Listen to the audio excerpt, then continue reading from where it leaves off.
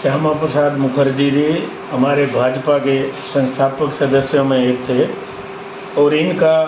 कश्मीर पे विशेष आग्रह रहता था। जैसे नई आज़ादी मिली और कश्मीर में धारा 370 लागू की गई, श्यामा प्रसाद मुखर्जी जी इस धारणा के खिलाफ थे और तब उन्होंने धरने प्रदर्शन और इस बात को लेकर विरोध भी किया गया था और नेहरू जी ने वहाँ उनकी बात को तवज्जो नहीं दी। वो इस विषय को लेकर जेल भी गए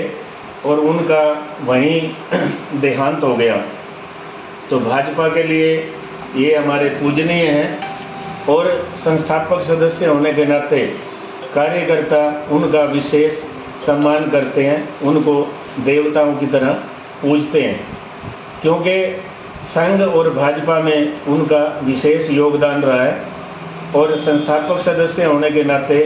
ये सदियों हमारे लिए प्रेरणा स्रोत रहेंगे और भाजपा उनके विचारों पे चल के बहुत आगे बढ़ी है और आगे इन्हीं के विचारों पे चल के भारतीय जनता पार्टी भविष्य का रोड मैप बनाती है। आदरणीय श्यामा प्रसाद मुखर्जी जी, दीनदयाल उपाध्याय जी, उन्हीं की विचारधारा को लेके हमारी अनेकों योजनाएं हैं जो आगे अब भी चल रही हैं और आगे भी चलती रहेंगी।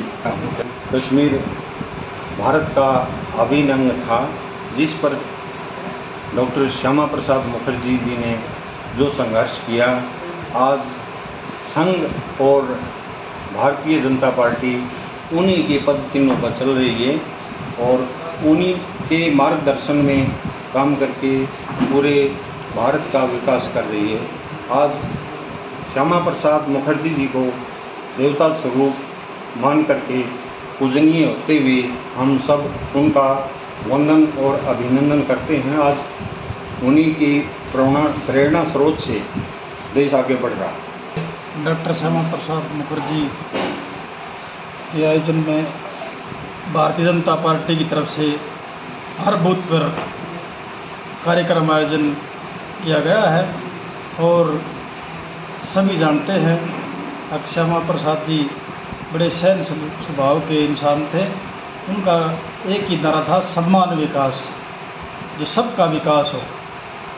जो धरातल पे गरीब से गरीब अंतिम पंक्ति में खड़े व्यक्ति का भी विकास हो। और जो उनकी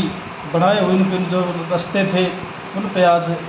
भारतीय जनता पार्टी अनेकों जो योजनाएं चलाई हैं, कार्यक्रम चलाए हुए हैं,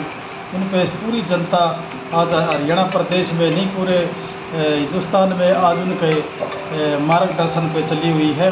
और मैं तो एक बात कहूँगा, ऐसे जो त्याग करने वाले और अपना पूरा जीवन दूसरों के संघर्ष में, दूसरों के सुख दुख में लगाने वाले को आज हम पूजनीय मानते हैं। कि ये कोई ऐसी बात नहीं, ये सच्चाई की बात है, क्योंकि इन लोगों ने त्याग से ही आज पूरे विश्व में आज भारतीय जनता पार्टी की अगर पार्टी है तो सबसे मजबूत पार्टी भारतीय जनता पार्टी है।